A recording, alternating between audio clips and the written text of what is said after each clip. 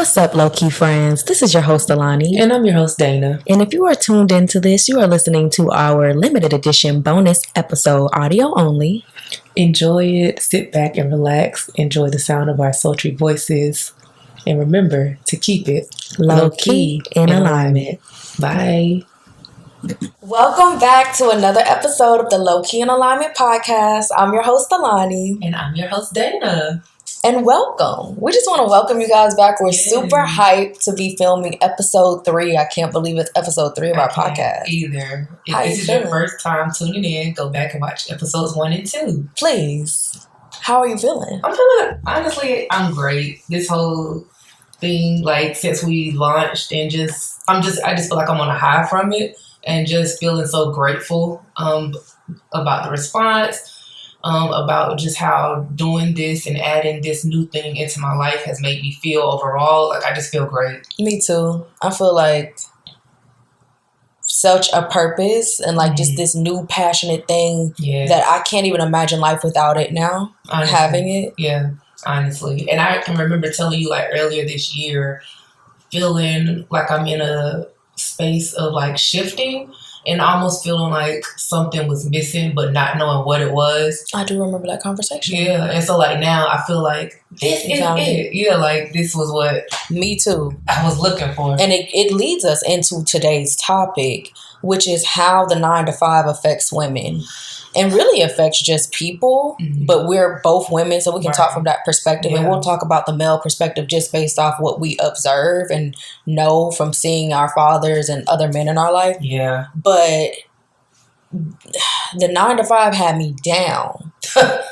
It had me just questioning everything, both of us. And I feel like this has really balanced the scale and helped us feel like, okay. Right. It's almost like knowing that you have this thing that you're doing and pouring into. It's like, okay, so like now I get why I'm doing 9-to-5. Right. You know? And you're not giving everything to your 9-to-5. So we're just going to get into that today. Per usual, grab you a snack, grab a nice refreshment, a drink, enjoy your drive safely, and enjoy the podcast. Yes. So if you're tuned in and you've been tuning in, then you can tell I'm not wearing my glasses anymore. What? I'm really just now noticing. Girl, anyways. So your girl done went and had LASIK surgery. The glasses are officially gone. Wow. And I'm just so excited. Like, I'm just like, wow. New things to come. Right? Like, I'm just out here singing. On the come up. Like, slow down, Black China. Do I look better with the LASIK? 10 out of 10. Come on. So yeah, I'm going to be wearing my little shades today just to protect, because I'm just continuing to feel these eyes. And I have mine too, to wear with her in camaraderie. If you're listening, we both have some cute black sunglasses. Head over to the YouTube to see the drip. You know, drip check. But I'm going to go without for a minute. Yeah. Might put those on later. But I do want to hop into this topic. Let's go. Anybody listening, I'm pretty sure you have a 9-to-5 because we don't have rich friends like that. Hello. Just kidding. But the 9-to-5 lifestyle and how it affects women, I really got into that maybe about a year ago. I was looking up research and I was starting to get more interested because people were more so talking about it, and I was experiencing myself. My energy levels throughout the month, especially being a woman because it's connected to your hormone levels, is constantly changing. Some weeks I feel like I can work better, more efficient, harder. Some weeks I feel like if I had it my way, I would work 2 days that week. Right. And it's so connected to your rhythm as a woman and how the 9-to-5 schedule is set up for men. And really no one thrives in it, but it's set up on men. It's called a circadian rhythm. Circadian rhythm? Yeah. Circadian rhythm. And it's that 24-hour cycle because men are on a 24-hour cycle, but women are on a 30-day cycle. So right now, the structures that leave women out. And so sometimes that can be very taxing to think about. We're just added to a situation that was already going on. where actually I would love for us to plan, remap, redesign a lot of things with women's input at the table, saying what works for us. Yeah, because the 9 to 5, just like everything else, was designed for men by men, not with women in mind. Yeah. Women weren't working 9 to 5 jobs before, you know, like we were supposed to be the housemakers and mothers, but now we're working these 9 to 5s, and they're pretty much like, okay, well, you want to work a 9 to 5, well, then here you go. Yeah, exactly. And this is it, with no consideration about how it affects us. And then I think one of my biggest things with the 9 to 5 is just how time consuming it is. Mine too. And like fears for the future, because with all of this, it's very popular now to talk about the debate of stay at home. Excuse us if we have people honking outside. We in Atlanta. We are. Come on, in the city. Right. With all of this talk online and things of stay-at-home mom debate versus working mother, but you think about your schedule. When would you have time at the typical 9 to 5 schedule, 6 weeks off maternity leave, to be a mother? Exactly. To be a parent, to be present. My child's sick, I need to go get them. At this point, I have to use PTO or I have to call out. Realistically, how does that work? I feel like that's contributing to a lot of women choosing either to have children later in life or not at all. Yeah. Which is sad. You shouldn't be cut out of being family planning because you have to work. Exactly. And it's almost like the 9 to 5 is set up to be like, you're either gonna pick working a 9 to 5 and being able to support this family you want, or have this family and figure it out yourself. You know what I'm saying? Or have no family at all. And that's just so sad. It is. And it affects, like, even just on a small level, we can talk a little bit about how working a 9 to 5 affects us. And I know for me, especially in today's society, and I always tie social media into everything because I feel like it's so integral part of all of our lives. Most people are waking up, especially in our age group, and they're on social media every single day, me included. So it affects. And when you are a 9 to 5 girly, and you're on there and you're being, maybe this is hypothetical, but being compared to somebody who does not work a 9 to 5 online, and they post pictures all day. And a lot of 9 to 5 girlies are working tooth and nail, out of breath to keep up with them. You can't keep up with them. You don't have the time at all. So you don't have 8 hours to get your eyelashes done. You don't have $800 to spend on this and that and skin treatments. You can't go get your middle part bust down. Come on, Pilates classes twice a day. You're not on that schedule. So shout out to the 9 to 5 girlies who keep it cute, beautiful, gorgeous, skin glowing, even though you work a 9 to 5, because that is very hard to do. That's really like working 2 full-time jobs right there. It sure is. Yes. And I feel like, for me, I can say I feel like I didn't really realize how much the 9 to 5 affected me before.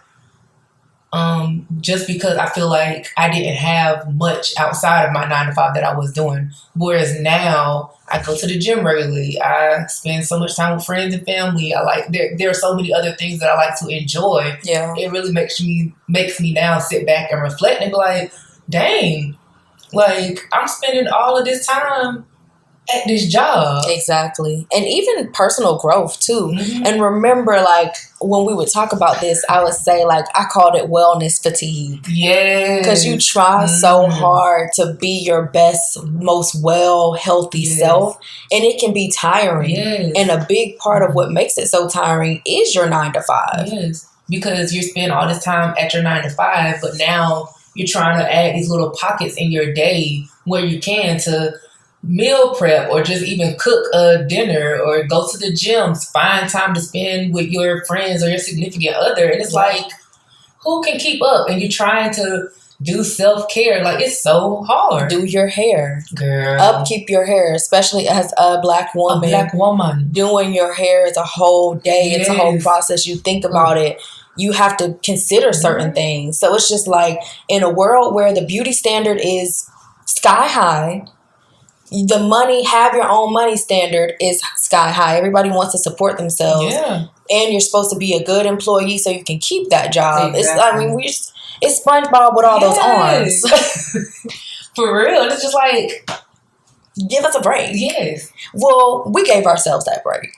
I felt like I stopped putting so much pressure on myself to do every single thing. Something is always going to slip. Yeah. There are times where it's like I don't have as much time to clean up and my place is not as clean, as spick and span as I want it to be. And then it's like I have to plan to really get that back on track. There's times where my nails, the last time that I got my nails done, before that, it was like maybe a month. But where I needed to get them done and I didn't because I prioritized other things above doing it. Exactly. Rest, sleep, time with friends, time with family. Yeah, and it's like sometimes you do have to just decide, okay, what can I put on the back burner because I still have to take care of me. Exactly. Right now, this hair is on the back burner. I'm trying to figure out what's next. It's straight right now. Usually it's curly. What am I going to do next? And I feel like as a woman, like if you're listening to this, or even as a man, because I know men who struggle with like getting their routine haircuts and stuff or whatever because of work too. So it's not excluding them. Give yourself grace. Please, you look amazing. You look beautiful, even with messy hair, even when you're not perfectly manicured. Take care of your mental health first. Yes. That should always be the priority, and everything else can come after that. Exactly. That and keeping your job. Listen. Like, keep that 9 to 5 so you can keep a roof over your head. Yes. And keep that mental health together. Exactly. And all you can do is all you can do, honestly. Like, do not overextend yourself for that job, for trying to keep up with other people on social media or feeling like take some of the pressure off of yourself because it will just tear you up. And I can say one thing that's like one of my, I guess, toxic traits. I'm competitive. So, and people be like, the only person I'm competing with is me. I'm not going to lie. If I see if I'm in the gym or something, somebody's running fast next to me, I'm going to speed it up. It's fun to me. It's not toxic to me. Yeah. It's never from a place of like anything, but I'm definitely competitive with other people. I feel like that would just be a lie to say that I'm not. And it's not that I'm competing with anybody specific. It could be a demographic. It could be any fact that they say this group does something better than that group. Right. So you're just like competing to be better. Yeah. And like ultimately the competition is for you to better yourself. Exactly. It helps me be better because I'm a competitive person. I like the competition aspect of life. We're all competing for resources. Let me say that. We are all competing with each other for something. We compete for jobs. We compete for resources out in the world. We compete for love. We complete for partners. We compete for everything. Yeah. So you can say you're just in competition with yourself all you want to. That sounds great. But we are competing with people we don't even know all the time. So I like to keep it tip top if I can, and just try to stay on my game because I am a competitor in life, you know, period. You want to be a part of the game. You want to be a part of the competition. That's just what I think. That's just my little 2 cents in there. Y'all cannot compete if you want to. It does something for me. It could be a personality thing. I can definitely see that. Aries rising. That's what it is. Wait till the Zodiac episode. Y'all I'm going to explain that. That's going to be a good one. That's going to be a good one. And we want to take a moment to segue into just talking about purpose versus job. Because they're two totally different things. Yeah. Like through this podcast, I found a lot of purpose. Through my spiritual journey, I found a lot of purpose. And we can share what we feel like our purposes are right now. I feel like my core purpose in life is to love, be a being of love people, love myself, and just embody love. Aww. And ever since I've been doing that consciously, I've been so happy. Like you can't lose, you can't fail. Like when you do everything with the best of intentions and with love in your heart.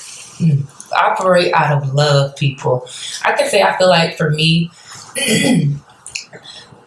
starting the podcast definitely helped me like realize my purpose, and I truly feel like my purpose is building connections with people, like just connection, building strong, deep bonds with people, bringing other people together, and like just almost like building a community for like-minded people, a safe space for people who think like us, who want to think like us or just are just interested in just expanding their mindset. Like, I'm just all for that. Yeah. I just love that. Deeper than the surface level. Mm-hmm. And that's just where I'm at. And like purpose, just to know myself too. Yes. And meet my higher self. Come and on. operate in life as my highest self. That's like a part of my purpose as well, which I get to do through this podcast and just being creative. Yeah, being creative.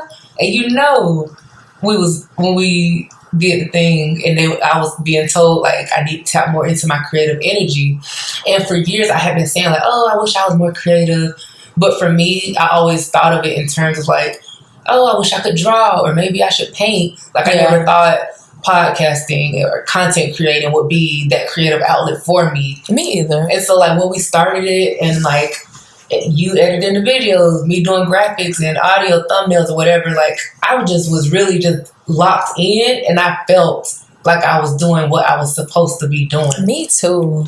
It's just fun. Even just when we set up and everything, sitting down, talking, and having just the conversations that we always have just with a camera and light set up. Right. It's just like surreal. I know. And it's amazing. We're just so happy. We didn't care if 6 people tuned in. So we're so grateful to everybody who listens. And then versus job. So we're both social workers. And I feel like when we embarked on that social work journey, we thought that was our purpose. Yeah, I can definitely say for me, when undergrad, I had to choose a major. And I was like, you know, I could be a social worker. I know some social workers.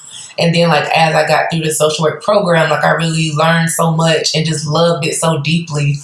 And I was like, yes, like, this is what I'm going to do. I had a great internship. And then I got to grad school, and it was almost like, it was just a switch that happened. I don't know what it was, but I was like, almost second guessing myself with social work. Yeah. But then I started, it was almost like, well, you're already here now. Pretty much. That's what it was. Master's degree in it. Right. For me, growing up, I didn't know what a social worker was. My friend's great grandmother is a LCSW. Shout out to Eleanor, okay? And she was the first social worker I ever met. And I was telling her one time, because she used to pick us up from school. And she was like, I think she asked us a question like, what do you guys want to do? Mm-hmm. And I described to her what I wanted to do. And I said, like, maybe a therapist. And she was like, or like a psychiatrist. And she was like, well, that sounds like what I do. And I'm a social worker. First time I ever heard it, that was it for me. Yeah. Well, I went to school, and at first I was like, I didn't have a major. Same. And I was going to do political science and become a lawyer. Okay. But then I don't know why I really didn't do that. I think my heart just wasn't in it. And then I did the social work program, loved it, really enjoyed what we learned in school for social work, like stuff that you would just never think of. Yeah. Social work is unmasking like the dark side, but not in a bad way. Yeah. In a way of like dark energy is not always a bad thing. Exactly. It needs to be seen to shine the light on it. And so I loved that piece of it and unveiling. So I really enjoyed learning about social work. And then did it all the way through grad school, really thought it was for me. And I've never really felt like social work wasn't for me anymore. It just was the pay, because notoriously social workers are underpaid. So that's what kind of would make me think about jumping ship sometimes. Yeah. And touching on what you were saying about like social work is a lot about unmasking. Another thing with social work is it adds so much color in a world with other professions that are just so black and white. You know what I'm saying? Yeah, definitely. Like they just think, oh, this is it. It is this way. That's the only way it is. And social work is like, well, actually, did you ask them why it's like this? Yeah. Like, we are really good at getting to the root of whatever the problem is and seeing things from so many different perspectives, not just what it is. And I mean, I get it, because like medical profession, they're trained to see what the problem is for their specialty. And it's like with social work, everything's our specialty. Everything. People are a specialty. And people are so complex and they have such a wide range of understanding. That's why I'm grateful. And I used to say like social work saved my life because it did give me purpose in a time where I did not feel like I had one. Yeah. Back when I worked with children in foster care, like they needed me. Yeah. You had to show up to work. Like they needed you. Yes. So on days where like I was pretty depressed and I needed motivation to get out the bed, social work motivated me to get out the bed because they needed me. Yes. There was nothing like working with the children in foster care. Like that was just such an enriching experience. The 2 years I did it, it was just amazing. Like I loved every child I worked with. I could tell you everything from whole name, birthday, every medication they took, everything about them. They were my children. Literally. Yes. If a child dies in foster care in Georgia, the case manager has to plan the funeral. Yeah. Like you are responsible for this child. You are basically their legal guardian. Yeah. You're making sure they go to the dentist. You're making sure they go to their doctor's appointments. You're checking in with foster parents to make sure everything is on the up and up. You're going to court testifying. Come on their well-being. I was picking up a child every single day, 7 days a week, taking him to the office with me and then taking him home because he didn't have a place to be during the daytime. Yes, and it's all of those things that just really make the experience what it is. And it's like, in the moment you could be like, oh, like why am I doing this? Or just feel annoyed or just wanting to get out. But hindsight is always 20/20, and it's just so beautiful. And like I always say, like I know I'm in social work for a reason. For sure. Yeah. And I'm just so grateful for everything that I've learned. And I can definitely say working in foster care, child welfare, I gained so much patience. Me too. That's one of the biggest things that I got. And it taught me how to take better care of myself. Mm-hmm. I hear my neighbor just yelling so loud, you guys. That's him. Can somebody get your uncle? Please. But anyways, I learned even how to take better care of myself because I'm making sure these kids go to the dentist and they go to their well checks. I'm like, I need to be making sure well check. Right. I'm like, I need to be making sure my health is okay. Exactly. And it really like gave you a trial run in being a parent too. It just teaches you a lot. And that's just with that one job. And now with my current position, it teaches me a lot of responsibility, how to work on an interdisciplinary team and working with people in the medical field. Like it's been actually been really good. We started this off just talking all that mess about 9 to 5s. And we like, you know what? It ain't that bad. It's actually not that bad. All right. Y'all are okay. I actually mess with y'all a little bit. Y'all mess with social work. Social work? A lot. Like, we actually die hard social work. We really are. Shout out to every social worker in the country, and in the world. Social work month. Happy social to work all the month. social workers, okay? Happy social work month. Continue doing your big one. Thank you for everything that you do. Thank you. You deserve all of your flowers. Consider this your time to get your flowers. I just love us for real, man. Me too. We're just spreading positivity and joy. And that's just what we're here to do. And I feel like that is our purpose too with this podcast. Let us know in the comments what you feel like your purpose is. I know that can be really comfortable. I mean, not comfortable, really personal. Yeah. So just leave a comment or DM us. We want to talk about purpose. Yeah. And if you don't know what your purpose is and you maybe want some tips on how you can find it, I'm trying to think, what are some things that I feel like I did? You kind of have to play to your strengths and get more reflective and self-discovery. And in that, you can find your purpose. Like your inner purpose is always calling out to you if you can hear it. You just have to step back, quiet the noise, get from around people. That's how you quiet the noise. Like stop being around anybody, everybody. Honestly, if you're doing drugs, stop doing the drugs for a minute to really clear your mind. Yeah. To hear your messages that you need to hear because you could be being blocked by a lot of different things. For real. That's so true. And I feel like earlier this year when I had told you about so what I told her pretty much was I was feeling like I'm in a place comfortable and it feels like I'm going through a shift, and I described it as I felt like I was in a box and I was outgrowing my box, and I felt that way about a few different things. And so now I feel like starting this podcast has really helped me see what my purpose is, because it's more than just sitting in front of a camera talking on a microphone. Like it's just so much more than that. Like it's helping people learn more. Like we're educating people. A lot of people didn't know what parasocial relationships were. Yeah. It's helping people like really learn about healing their inner child. It's It's just so much. Come on, and be It's low key great. aligned. Mm-hmm. Low key in alignment. That's the brand. Literally. That's the point. That's the lifestyle. And we have things coming. We want to get people together out in the do. real world. Yes. We want to help some people. Yes. We want to just do a lot of things. Like our ideas go beyond. Oh, for sure. So much more than we even can comprehend, and we're not going to stop. We're expansive. We're both Sagittariuses. Ruling planet is Jupiter. That's the planet of expansion. If you don't know, we're going to have a full episode coming about astrology, life path numbers coming soon. I can't wait. But for now, leave us, like Alani said, leave us comments at what you think your purpose is. Or even if you feel like you don't know what your purpose is right now, you're searching for it, leave that in the comments as well. Let us know what you think about 9 to 5 girlies. Let us know what you think about self-care. What's your favorite self-care thing to do as somebody with a 9 to 5? Because maybe we'll try it. I know, right? And also, I would say, let us know if you feel like you're walking in your purpose doing your 9 to 5 right now. I'm very interested to see that. Do you have a self-care tip that you do to keep yourself? A self-care tip. One thing is definitely having something that you do for exercise. Yes, for sure. Getting outside and getting sunlight and fresh air. Cooking is a big thing for me. And spending time alone. Like that just, that's the only way I can renew myself is it could be a few hours, it could be a day, a weekend, just by yourself with your own thoughts. So those are my self-care things. What about yours? Definitely working out. I'm very active.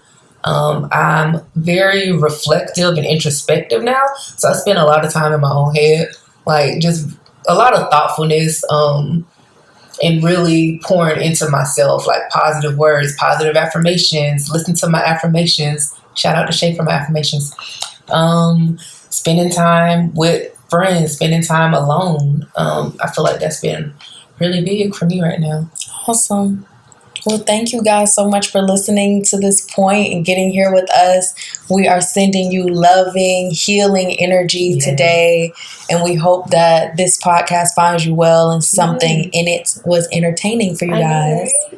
So we will see you in our next episode, episode 4. Episode 4.